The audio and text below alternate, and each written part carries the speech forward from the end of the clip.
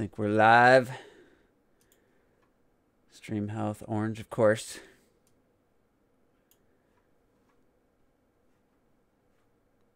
So yeah, Terminator Juice, Sunday Juice opinions.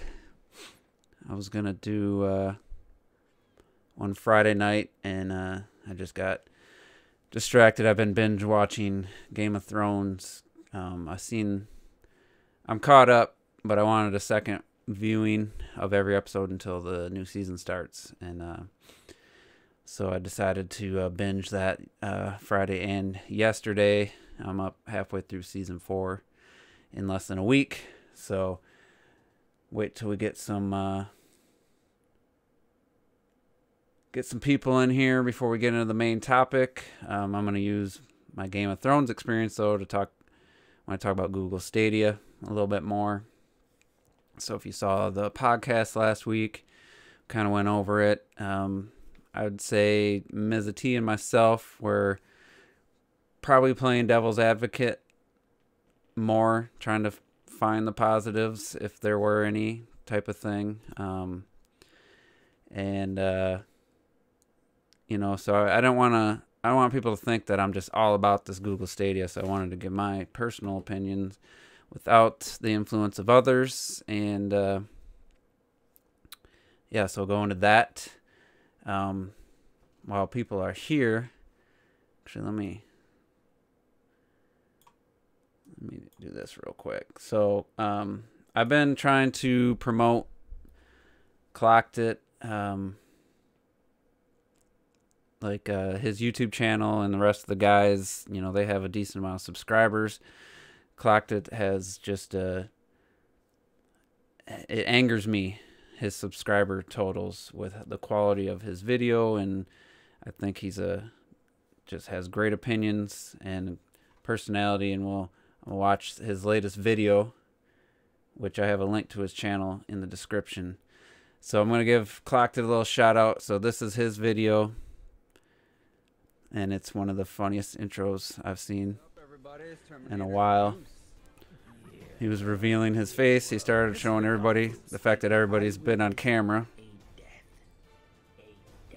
That was good.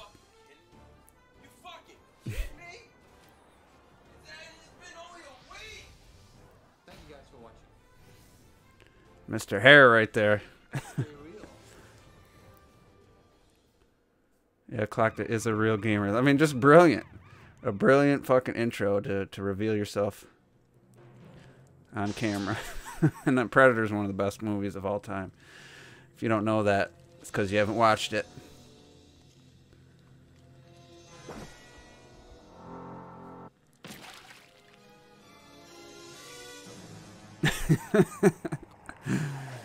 It's fucking funny. So yep, Clocked It. Like B Wild said, he thought he was white. I thought I did for the longest time. I don't know why. It's just something about that accent. I'm not sure. But yeah, he revealed himself in glorious fashion. Hey, what's going on, everyone? So check out his channel. Check out that video. He was talking about I can't remember actually the main point of the video. About Nintendo Switch being a more standard console, I believe, which I will talk about that too. So definitely check out his channel. Highly recommend it.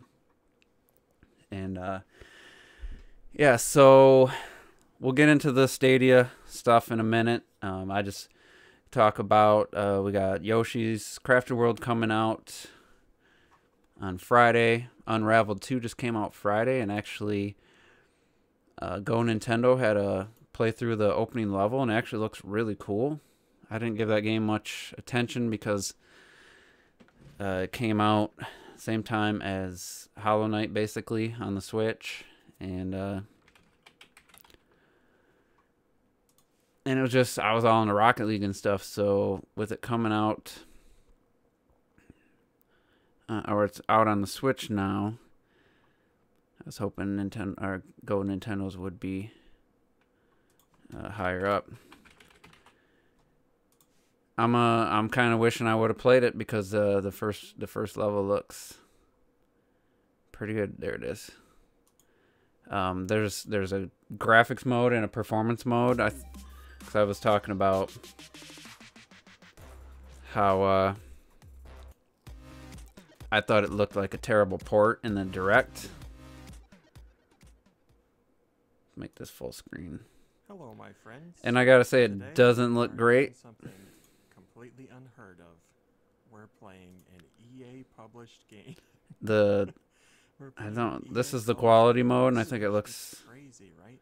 less than stellar. Yes. This Almost there. but it does look like a pretty good game, so I'm gonna check out Origin and see what it costs. I'm not getting it on the Switch. I really enjoyed. Because if I gotta, yeah, it just felt like I don't even know what the frame rate is, but it's just one of those. It's that story. I've been saying for a long time I got to mute that because he was too loud in my ear. You know, if you have options and portable mode isn't an important factor.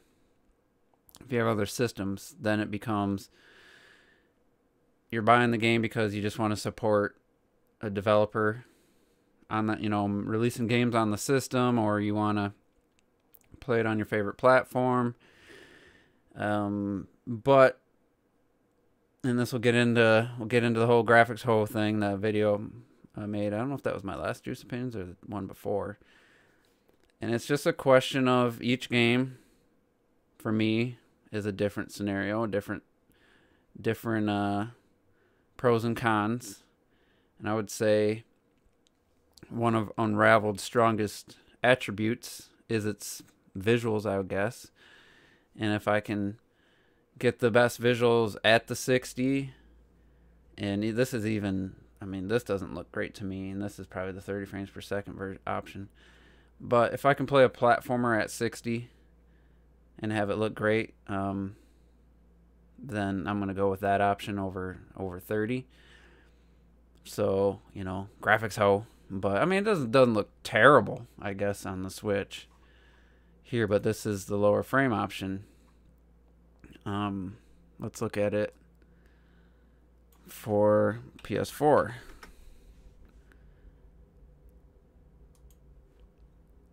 This will be closer to what I'd have on PC, but it does look like a good platformer. Sucks that I didn't really give it much attention. You know, because Woolly World's coming out in a week, so it's going to be, I mean, they're not similar, really. I mean, other than they're both platformers, but I like the use of the two characters. And, yeah, this, I mean, supposedly PS4 Pro here.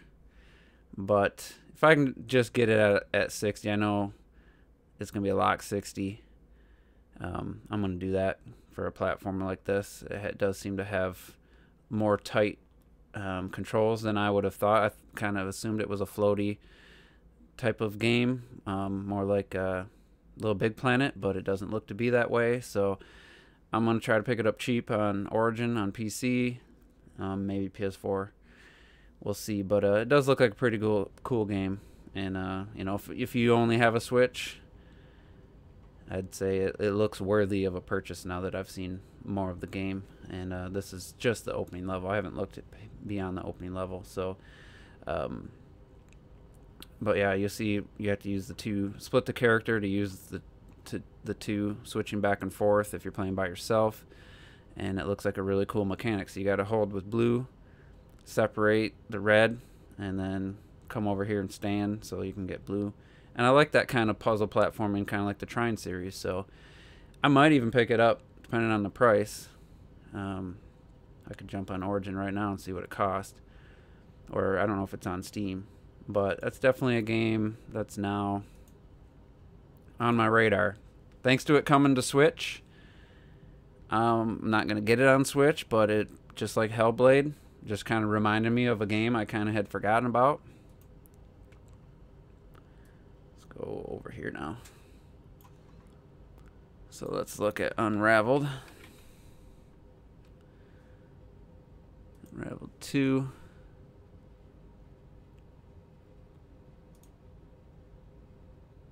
It's $19.99 still. That sucks. Let's see if it's on Steam.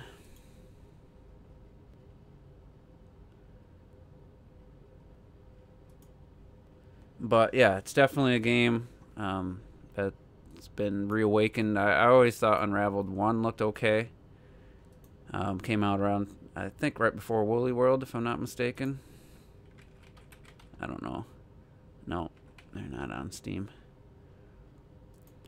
So anyway, I haven't been gaming that much because, like I said earlier, before anyone was on, I've been binge watching my second viewing of Game of Thrones seasons 1 through 7. I've gotten through basically 4 full seasons in 6 days because I've been just dedicating a ton of time to it, trying to get through it so I can get back to gaming.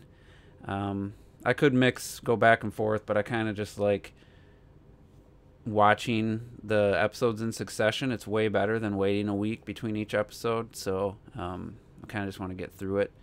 And then the new season of Sabrina on Netflix comes out on April 5th, so that's kind of what I want to be done with Game of Thrones before. So anyway, I haven't played a game in a week.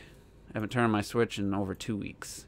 So that's probably the only reason I won't pick up Unraveled right now, even though I do want it. Looks like a good game, a good puzzle platformer. So let me talk real quick about what Clocked It was talking about, though, since he's here.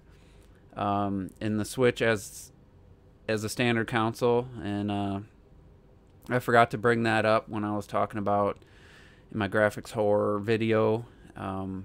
One of the things about, and just like I said, my decision to get a game on the Switch versus others, if it's a multi-plat, for a game like Unraveled, portability would be the only reason for me to get it on the Switch. So portability isn't a thing I really take advantage of anymore. I don't really care. Like I said in the Juices Loose podcast, or no, it was my last Juice Opinions. I pretty much hate the Joy-Cons now. I have now that I've been so long with the Pro Controller, going back to the Joy-Cons is just, they're so inferior in so many ways that it's kind of ruined portable play for me anyway. Not that I was ever a big fan. So the Switch doesn't have any other calling card, really. Yeah, the gyro aiming in Doom, that's a big deal for me. Made that one of the best versions of the game I've played.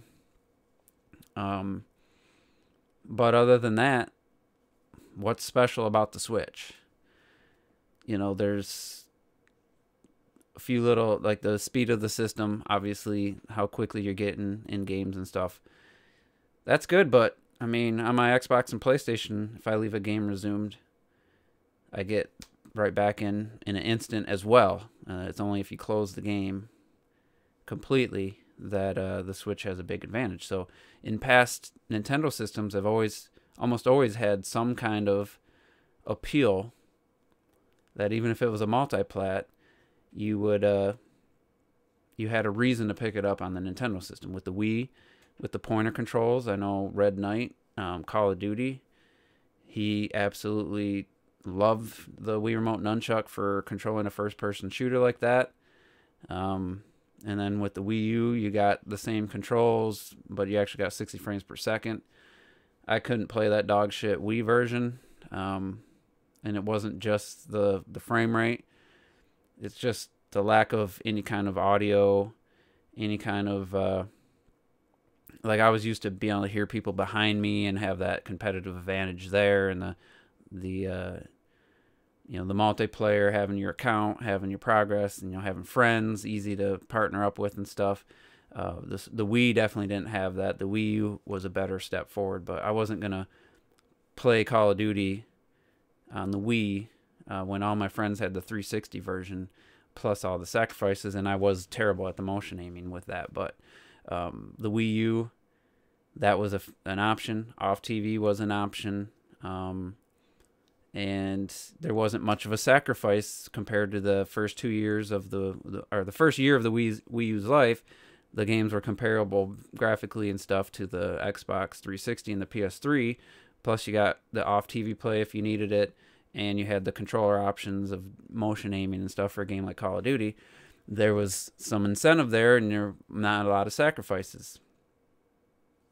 With the Switch, some of the sacrifices are just, in my opinion, too great. You got cartridges that only have a portion of the game on it. And not every game does this, but enough of them do, and I'll be shocked if Doom Eternal doesn't do it. I'll be shocked if Mortal Kombat 11 doesn't do it, especially their stupid policy with DLC characters. We'll have to see, but so yeah, you're getting the cartridge. So even if they want to get it all on there, then they have to compress the game so damn much. For an audiophile like me with a nice surround sound setup, I'm missing, the high fidelity audio I like. Plus, possibly have to download the rest of the game. Plus, all the visual sacrifices.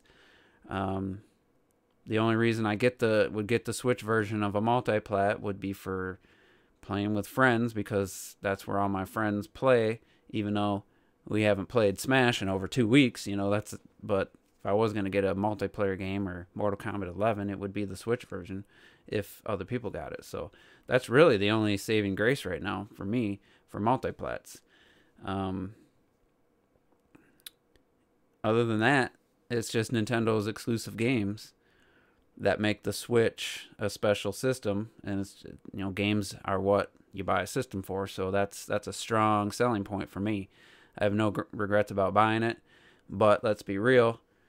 It's a very standardized system when it comes to, other than it's missing a lot of basic features. It's a more standardized architecture. It's got the Unreal Engine support. It's got the I think they were going to add Frostbite and stuff. It's getting more the third party type games, the full version, where they don't have to do anything to make a special version. In some cases, a really cool spin-off idea like Dead Space Extraction or something. They're just trying to put the same game that the other consoles get, where like Doom, Wolfenstein, stuff like that, where I like Doom on the Switch a lot. The gyro aiming made me put another 20 plus hours into the game. But other than that, the other systems, if you have one, they have screenshot ability, they have game recording ability. You can resume a game. So if you're not playing it in portable mode like I'm not, then there really isn't much that sets the Switch apart. So it's basically just a low end version for multiplats. If you don't play portably, then that's all you get. So yeah, the Switch is a fairly standard system, and I think we could potentially see just the next Nintendo system be another version of the Switch, be a more powerful version. And I don't think we're gonna get some major innovations and what do you call, like new ways to play and all this stuff. I think that has passed. I could be completely wrong. They could have something up their sleeve, but I'm not sure that they do. And I would be shocked if their next system is even less standardized. The Switch set the ball in motion. I think it's gonna be hard for them to not do that, and hopefully by then they'll actually have some cool stuff on the software side. Hardware side, I don't expect much, is what I'm saying. Software is where they can really, and I don't just mean game software. I'm talking about the OS. I'm talking about bringing back like a Miiverse type thing, a way they actually make the online what it needs to be and have invites and messaging and all that. I really hope Nintendo finds a way to innovate that, because I don't think the hardware is going to. So maybe they'll come out of left field with something completely crazy again. I think it's going to be just a Switch 2, and hopefully they have some really creative ideas on the software OS level. I think that's where they need to focus and just give us, give us a great system, and we'll have great Nintendo games. But add that other layer, that creativeness that I know Nintendo can do still with the OS and apps and all that kind of stuff. Bring back something like Miiverse, for Christ's sakes. Xbox has an activity feed. It's not anywhere near Miiverse level, but if I had a bunch of friends, I would have all screenshots to look at and video clips and stuff. I would definitely like to see that. Yeah, I know, Retro, and your stupid achievements. Achievements to me mean less than nothing. They absolutely mean less than nothing. I was just talking about the activity feed on the Xbox. That's the only thing I do see is, oh, so-and-so got an achievement for starting Shadow of the Tomb Raider. Like, get the fuck out of here. Have an achievement be you actually did something in the game. I just don't understand the achievement system being an appealing thing. Achievement should be 100% in a game. That's your own personal achievement. Share a screenshot of it when it says 100% next to your save file. That's an achievement. Playing the game, beating the first level, doing something you were going to do anyway, just playing the game is not an achievement. Now, if they get rid of the bullshit achievements and make some real ones, I know they're there, but I'd rather see RetroDesk share a screenshot of Yoshi's Crafted World 100% than have something pop up saying RetroDesk got an achievement for unlocking a Yoshi costume. That's not an achievement, man. Sorry. They should partner with Microsoft to run Xbox Live on Switch. I don't know why they have to partner with Microsoft.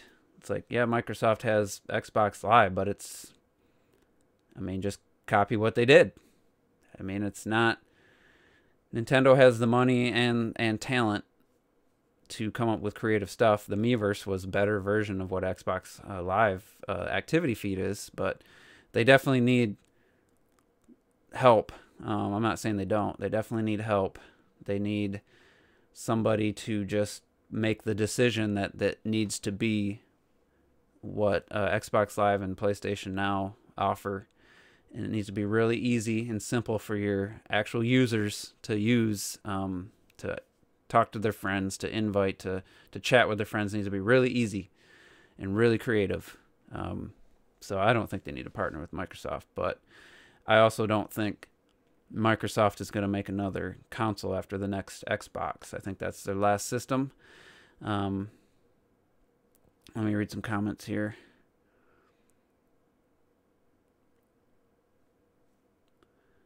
You didn't quit yet. Nice. Buying versions of games on other platforms is nothing new. I've done it for as long as I can remember. Another reason on multiple devices. Rayman 2 is better on Dreamcast and N64. I bought both games. Yeah, Rayman 2 was just obviously it looked way better than the N64, but it just was so much smoother. Played so much... I think it played faster, but it definitely played at a very stable frame rate. I think it was 60. It was a great looking game, and it was just a better game, better version of the game, and there's nothing wrong with that being the better version of the game on way stronger hardware. So it's just, like Unraveled. If I can play that at a lock 60 versus going down to 30 on a platformer, the game I've never played, a company I don't really love to support, I'm not going to buy two versions of it. It's not a type of game that I just absolutely have to have, like I would have had it already. But if I can play it, hopefully when a price cut comes, $20 isn't bad. But with Yoshi coming out and still playing Rocket League a lot and Trials, I'm not going to buy it right now. But it's just, I don't think there's anything wrong with it. Now, if you absolutely love playing games portably, obviously the Switch version's going to be the appealing one for a person, and there's nothing wrong with that because games look really good in portable mode, even though they're resolutions are supposedly sometimes way below 480, they still look really good in portable mode. Especially any kind of precision needed, I feel the Joy-Cons don't offer anything close to what the Pro Controller offers. So just trying to make simple directional precision, in certain directions with the Joy-Cons, to me is damn near impossible. So anyway, Switch is basically a very standard system. And then I was replied to Red Knight about something about Xbox, and I think the Xbox brand I didn't say this, but I was thinking for hardware, is at the end of its life. I think the next Xbox is the last Xbox. And it's not because of streaming, it's not because of Google. It's because there's a scenario where it isn't the last Xbox, and that's if it does PS4 numbers. If it's at 90 plus million after 5 years, there'll be another Xbox. I think the next Xbox will sell less than the Xbox One. I think it's the last system they'll have, and I think it's just too late. You can say, well, Nintendo turned it around. Well, Nintendo turned it around because of Breath of the Wild, Super Mario Odyssey, Xenoblade Chronicles 2, Splatoon 2, ARMS, Mario Kart. Nintendo turned it around because of the games were there in the first year, and it had a good gimmick with the portability.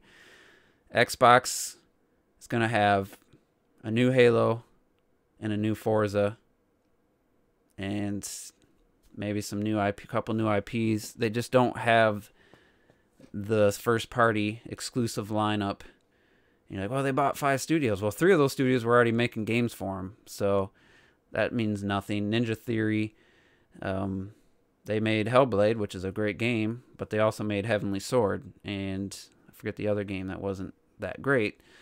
So I just find it really hard to imagine all the PS4 owners buying into that ecosystem, going to the next Xbox without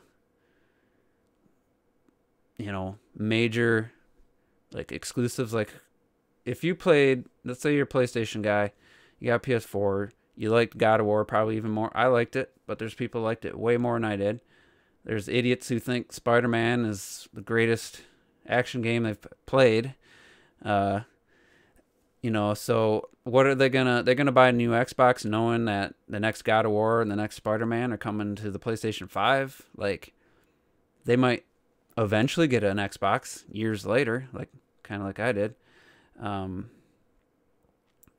So I really think the next Xbox, the Xbox 2 or whatever you want to call it, is going to sell less than 40 million, and it's going to be the last system. And I think the whole direction they're going. What's up, Muhammad? You're just in time for me to say that the next Xbox is the last Xbox. Everyone loves to act like Game Pass is just all about the consumers. The only reason they're doing it is because they want to just pro-consumer this, pro-consumer that. Doing the cross-buy between Windows 10 and Xbox. They're just so pro-consumer. Guess what? They're only pro-consumer because their games don't sell. If Halo 5 sold 15 million copies, hell, 10 million copies, 8 million copies, there would be no Game Pass. If Gears of War, Halo, and Forza sold 10 million copies each, there would be no Game Pass. And if there was Game Pass, it would be for indies and old titles and games that had gotten price cuts and didn't sell. There's no way in hell Forza Horizon 4 would be on Game Pass if Forza Horizon 4 was going to sell 10 million copies at retail. And this idea that it's just all about the consumer, yeah, it's very pro-consumer.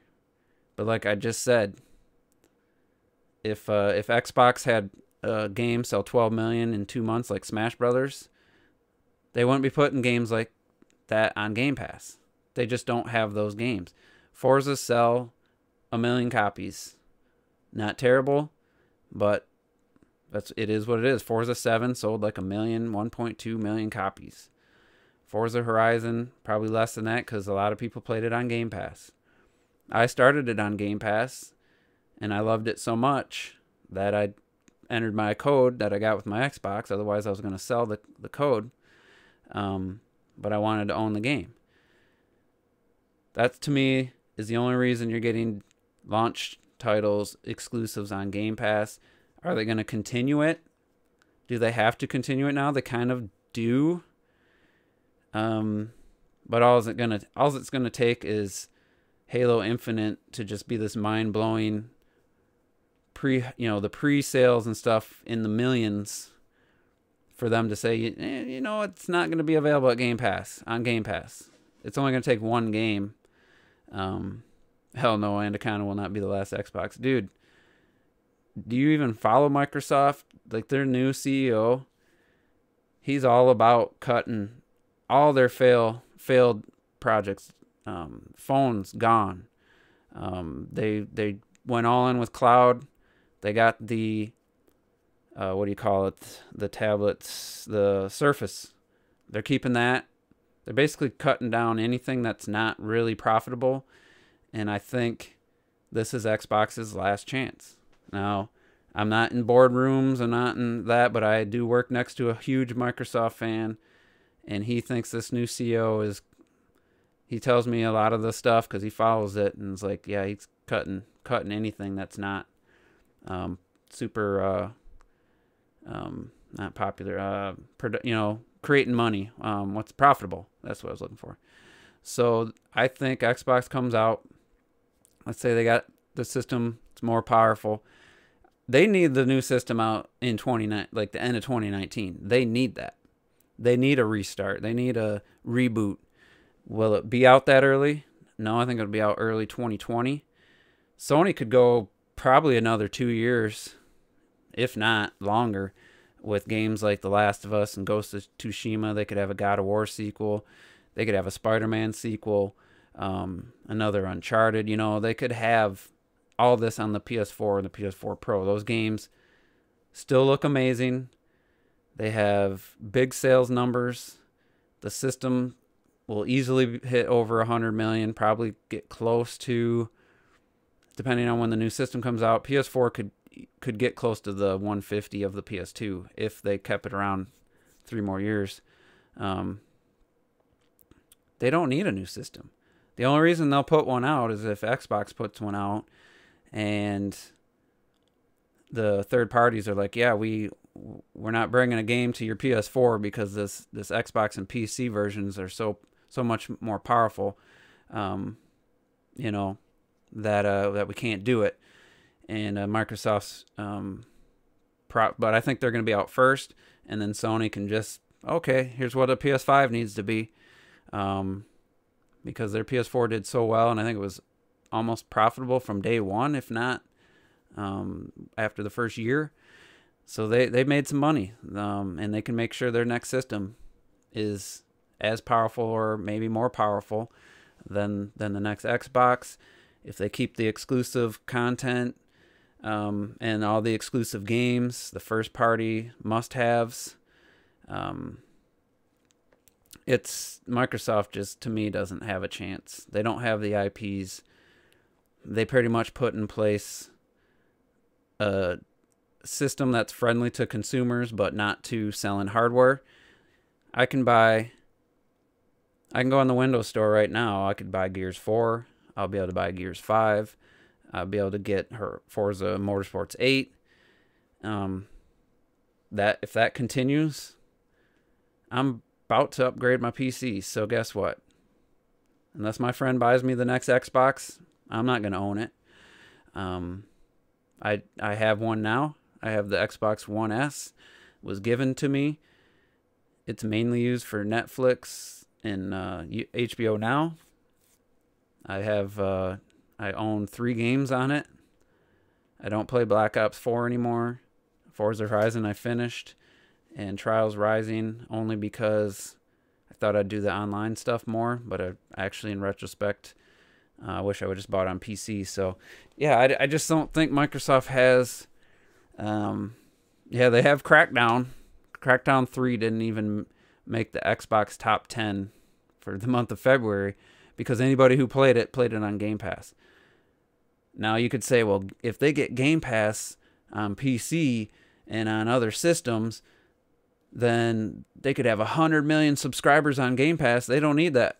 They don't need hardware. Well, their hardware's done. The Xbox name might continue to be used for a long time, but on a piece of hardware, I'd say it's got 5 years, 6 years, and there's not another Xbox. That's just my prediction. Could be wrong, but I think the writing's on the wall. And like I said, Game Pass only exists because their first party games don't sell enough to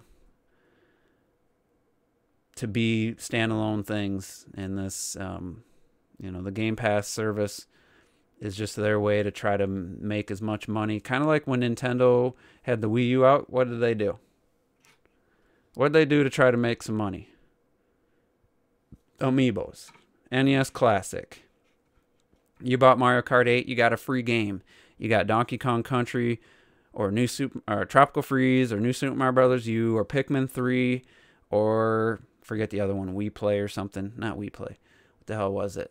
It was a bad game, but Nintendo didn't give any games away with Mario Kart 8 Deluxe. Nintendo hasn't given a free game away.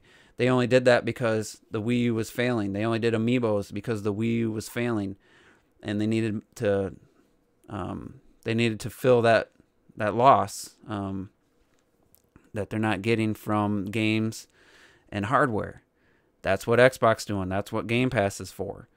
That's why they're going to try to do a cloud streaming service. That's why they added backwards compatibility to the Xbox One. They're trying anything they could to get people to buy the system. Yeah, and I don't think Sony and Nintendo are moving to PC anytime soon. I mean, they'll each have probably 2 more systems. But we'll see. We'll see how this Google Stadia thing does. So let's get into that. Let me pop this up. So, like I said in the beginning of this video, a lot of you weren't here yet. In the Juice Loose podcast, me and Ms. T were kind of sound like we were defending every little thing, but I was really just trying to play devil's advocate and not just write off things without discussing it. So I thought about it. I watched videos on it. I listened to the Xbox guys, the gamers podcast or whatever with Next Gen 720, and those guys talk about it with Baron, and I'm hearing all these ideas, all these thoughts, and a lot of people are forgetting one thing.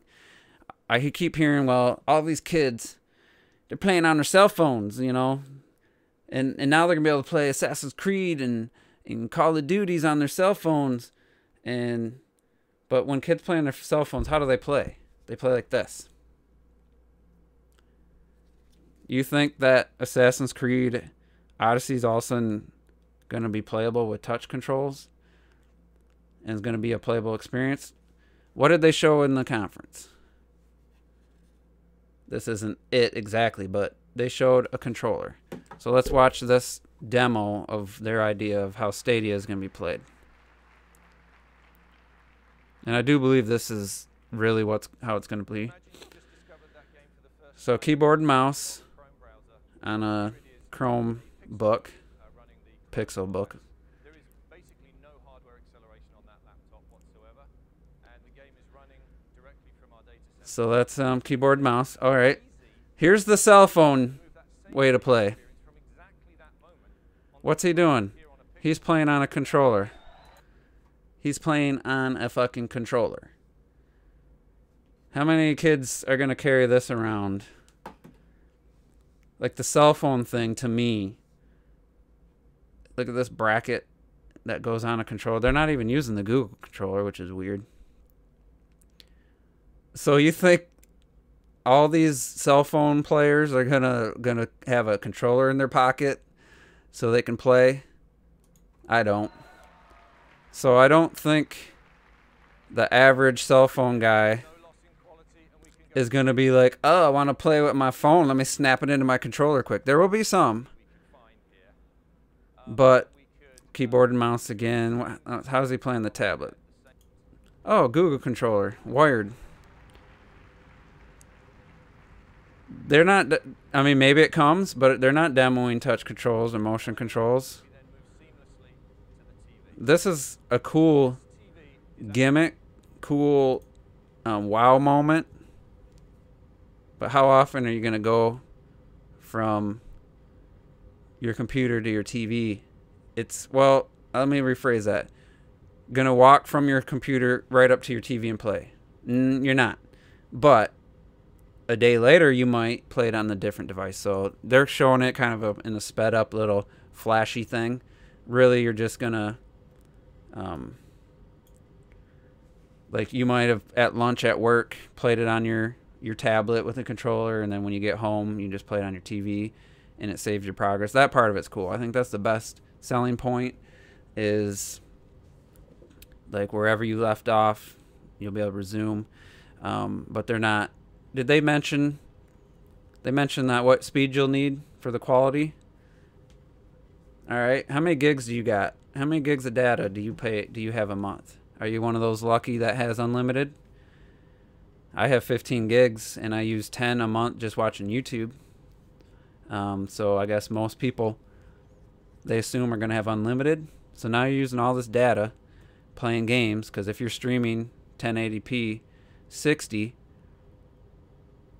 in an hour, that's over a gig of data.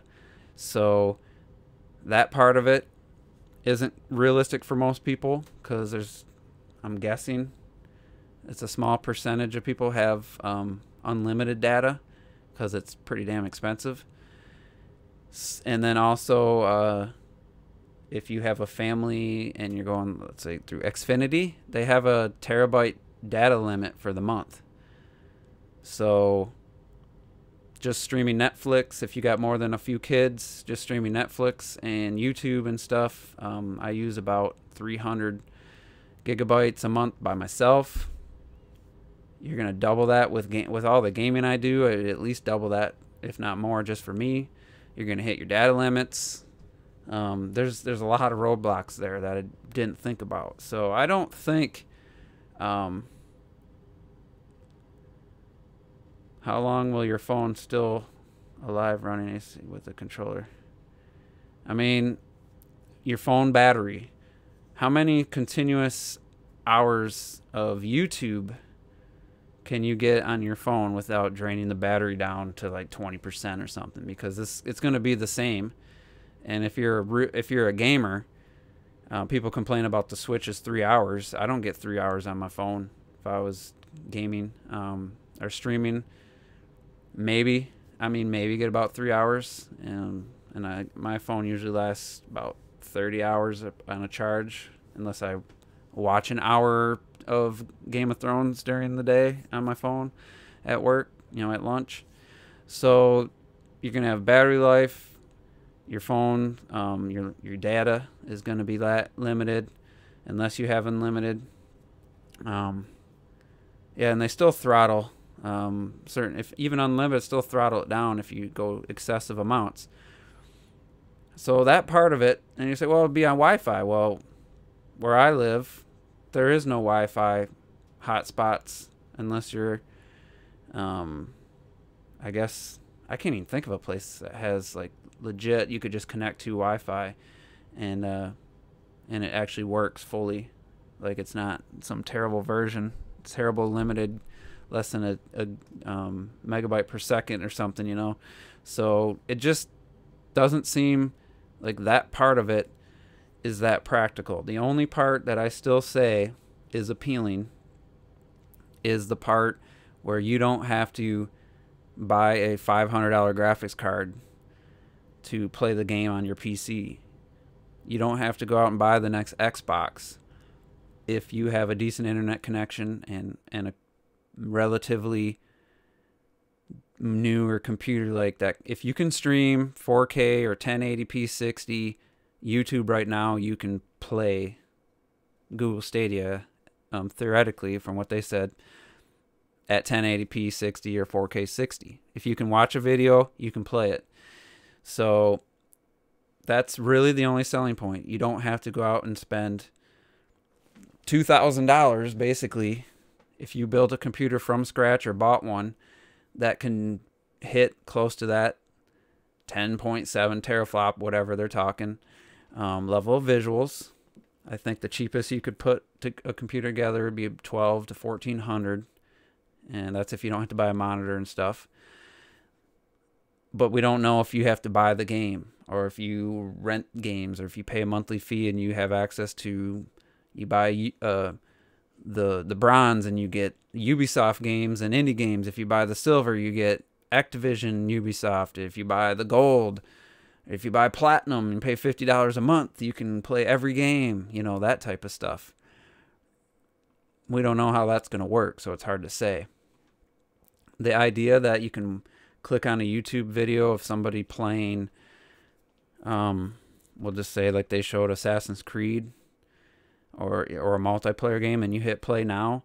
They didn't talk about how you pay for it, but if, let's say you have a plan or whatever, you have that game, you click it and you play it, that's a cool idea. And 10 years from now, 5 years from now, maybe after 2 years of that existing, you're going to think it's stupid to have to put in a disc or put in a cartridge and wait for a game to boot up. You know, that stuff could take over the minds of us gamers quicker than we think. And once you experience something that's really good and intuitive, it's hard to go back, you know. So it's hard to go back to the Wii U after using the Switch and how quickly games boot up, if you know what I mean. You can use a Wi-Fi enabled controller. So yeah, it's not, the controller is not the issue. It's streaming 1080p 60 video to your phone for, I mean, how many hours can your phone stream uninterrupted? You're going to put the brightness of your screen down so you can't see the game. Imagine Resident Evil 2 Remake. If you have the brightness of your phone, you're going to want to turn the brightness up. You might get 3 hours, 4 hours, but I'm just saying that's something people aren't considering when they're like, oh, these cell phone users, they're gonna love this. They can play full featured games. Well, yeah, if they hook it up to a yeah, it's not running the game. Subliminal. I mean, watch 4 hours straight of YouTube at 1080p 60 and tell me how, charge your phone at 100, watch 3 straight hours of 1080p 60 YouTube content, see where your phone battery's at. That's what it's going to be with Google. I'd be shocked if you had much left after 3 straight hours. So I'm just saying it's probably comparable in that regard. Tablet users, I mean, you got to have a pretty decent tablet. Those are expensive anyway, I guess, if you already have one.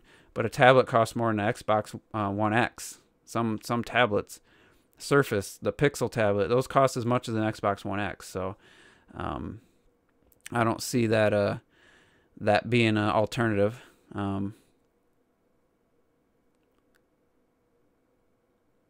I guess if you say game streamers,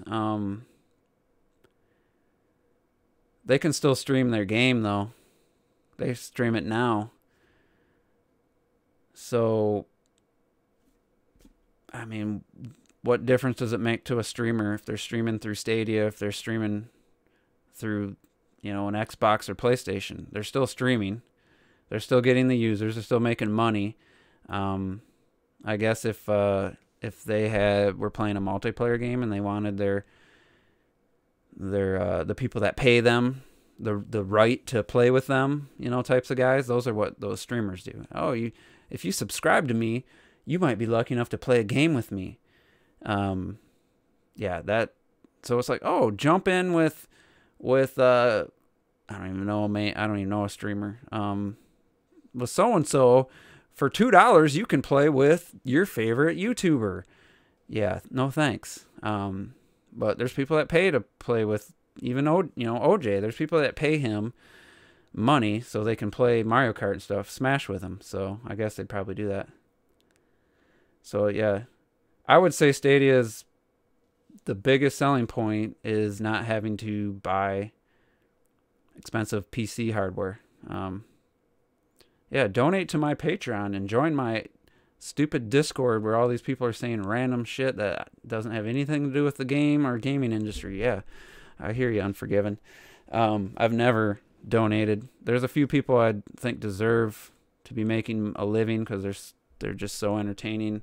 You know, they just got a unique channel. So, but I've still never paid anybody.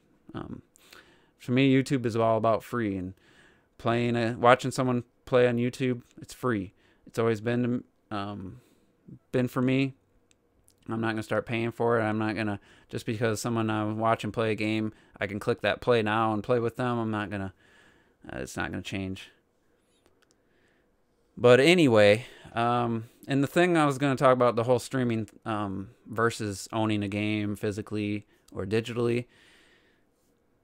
In the rest of the industries, the music industry, the movie, TV shows, streaming for me is acceptable at this point. But like I said in the Juice Loose podcast, streaming movies and music are like watching TV and video games.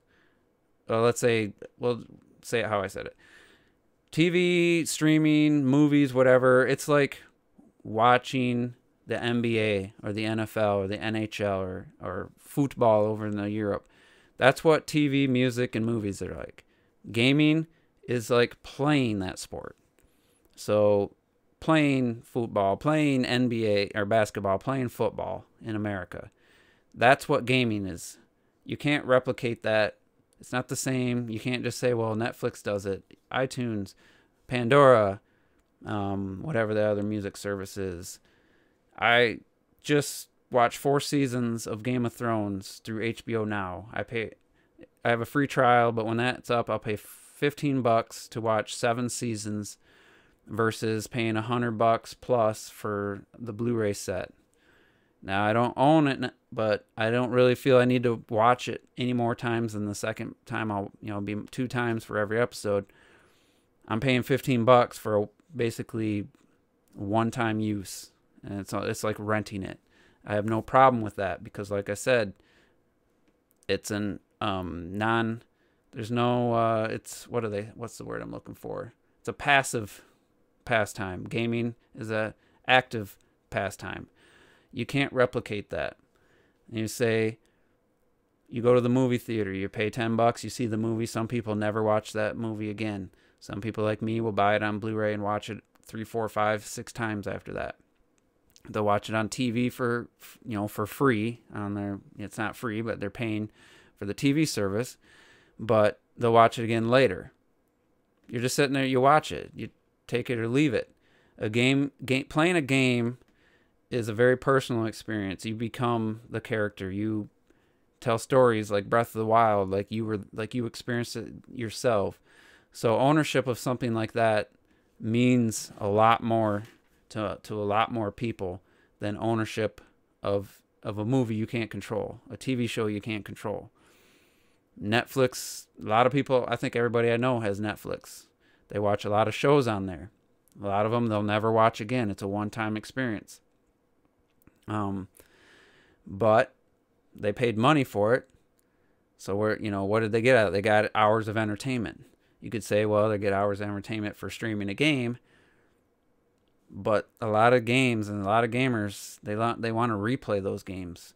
If it's a fighting game, they add new content. Smash Ultimate will still be fun, playable game 4 years from now that it is right now. If I can get people to play the damn game.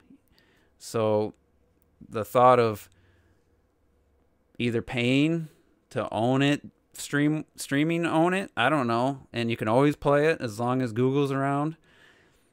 I guess that's a form of ownership as long as you have internet and, all that stuff.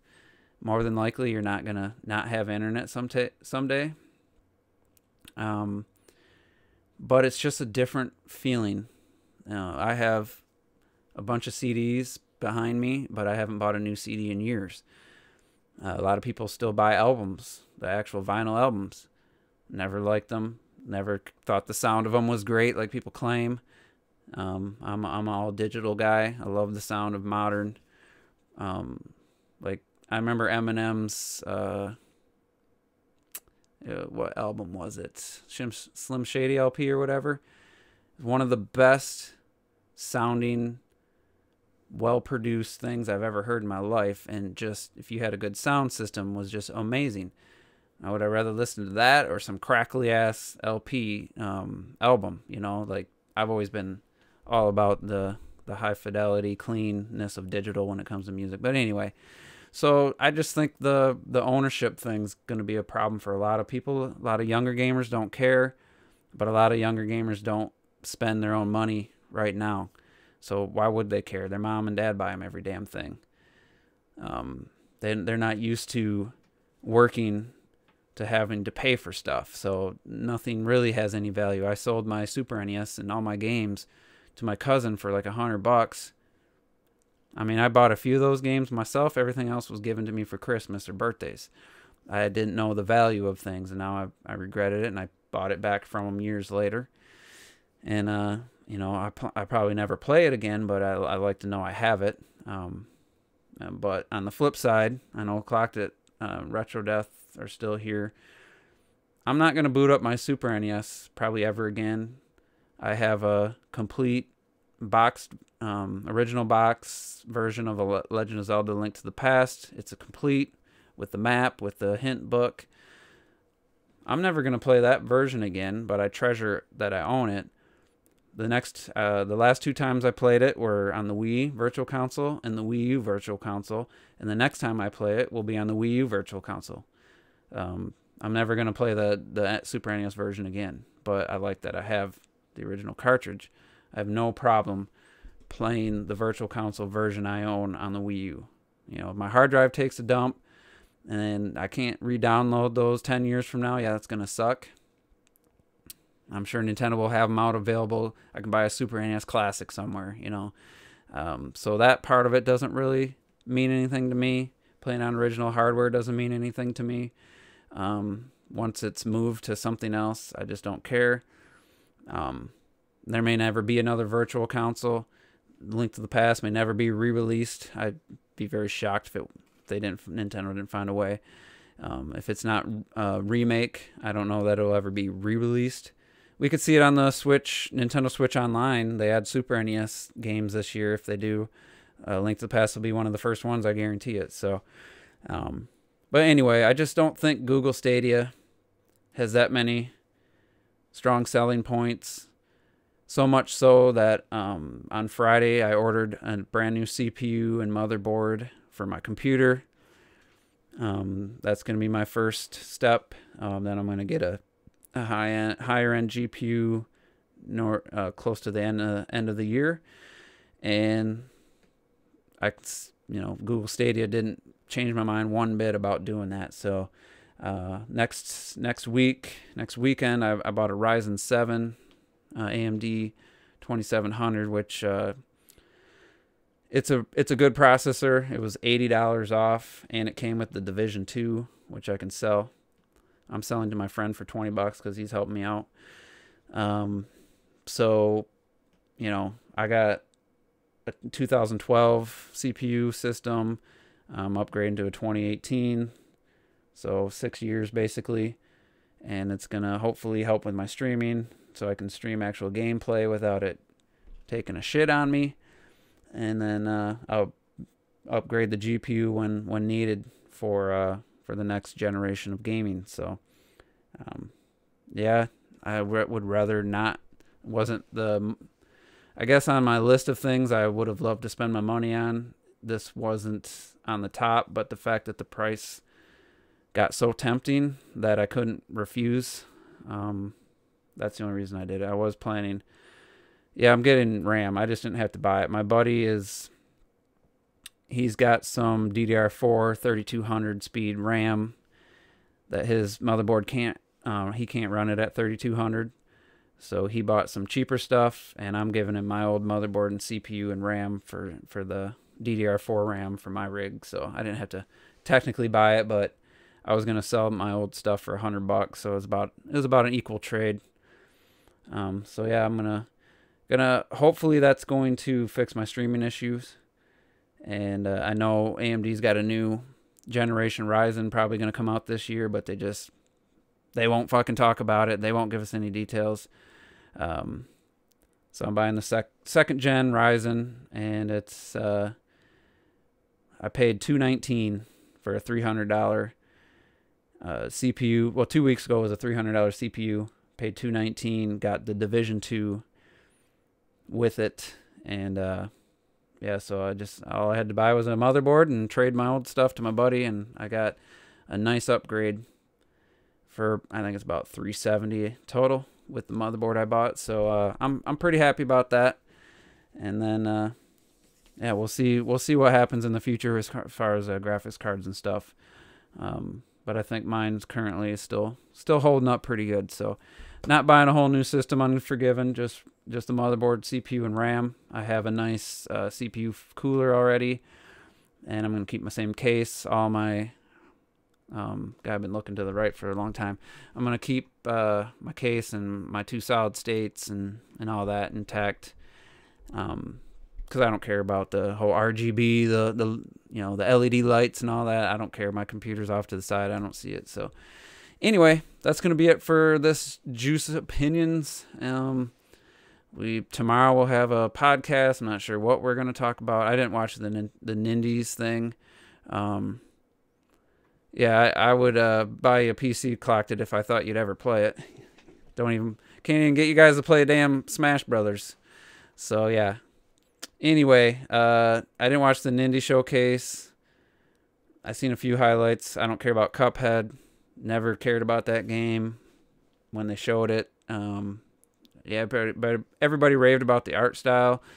That art style looks nice, but it's nothing compared to like a Ori or a Hollow Knight to me. So, yeah, I don't really care about that or any of the other indie games they showed. Really didn't. I watched some trailers and stuff. Didn't do much for me, but maybe we'll talk more about that, because I know some of the guys were really excited. Oh yeah, the Sony State of Direct or whatever, State of Play. I don't know when that's airing, but anyway, we'll see you guys tomorrow. And hopefully we have a fun discussion, and it's usually pretty fun, but we'll see you guys all tomorrow.